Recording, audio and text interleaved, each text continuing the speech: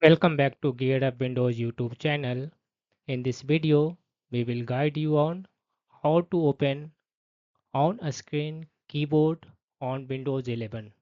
For this, you can press Windows plus R key on the keyboard and then type OSK and click OK. This will open on a screen keyboard on your Windows 11 PC.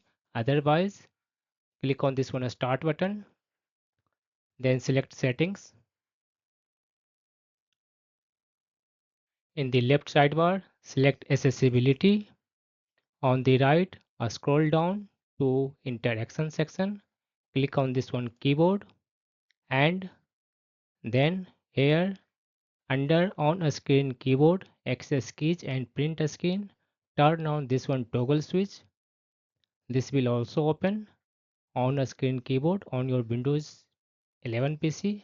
Otherwise, you can use this one keyboard shortcut Windows plus Control plus O to open on a screen keyboard on Windows 11 PC.